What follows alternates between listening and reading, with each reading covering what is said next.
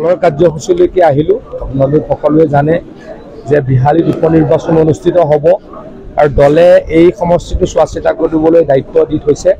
গতিকে মাজে মাজে আহিও আছো। আজি আহি প্ৰথমে আমি বিহালী ডিগ্ৰী কলেজৰ ছাত্ৰ ছাত্ৰীসকলৰ লগত অন্তৰংগ আলাপ কৰিলোঁ, অত্যন্ত ভাল লাগিলে। দ্বিতীয়তে আমি আমাৰ যি 4টা জিলা পৰিষদ, এই জিলা পৰিষদ কেন্দ্ৰিক আমি যিমানকেইটা পঞ্চায়ত আছে তাত এখন কমিটি কৰি দি গৈছিলোঁ।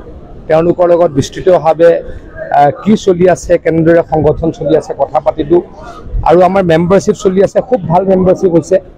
অসমত যথেষ্ট মেম্বাৰশ্বিপ হৈছে। প্ৰত্যেক দিনে প্ৰায় 2 লাখতকৈও অধিক মানুহে বিজেপি দলৰ সদস্য পদ গ্ৰহণ কৰিছে। বিহালীও ব্যতিক্ৰম নহয়, বিহালীটো যথেষ্ট হৈছে। সেই বিষয়ে আলোচনা কৰিলোঁ।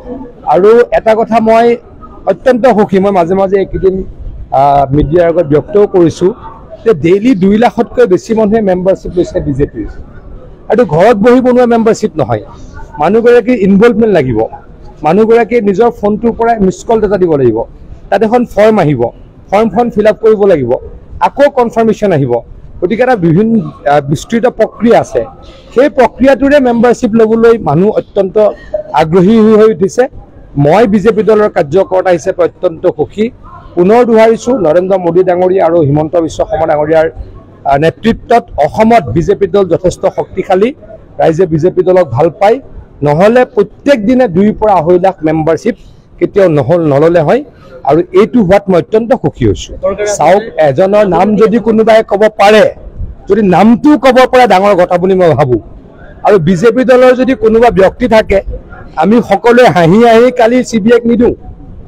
CBIক দিয়া মানে সকলোতকৈ দেশৰ ডাঙৰ তদন্তকাৰী সংস্থাটো CBIক কালি কেবিনেটে দিছোঁ আৰু আমি সজোৰেৰে তাত সমৰ্থন জনাইছোঁ। গতিকে যদি কোনোবা জড়িত আছে, ডেফিনেটলি CBI মাতিব। কেইদিনমানৰ পাছতে গমেই পাব। কংগ্ৰেছৰহে কোনোবা কৰ্মী, কোনোবা নেতা জড়িত বুলি নাম সহকাৰে টিভিত পেপাৰত পঢ়িবলৈ পাইছোঁ। ৰুণজ্যোতি গগৈ তাৰ ওপৰত কিবা প্ৰতিক্ৰিয়া দিব বুলি মই আশা ৰাখিছোঁ। চাওক, CBIৰ ওপৰত আৰু কোনোবা আছে নেকি? CBIৰ ওপৰত কোনোবা থাকে নেকি?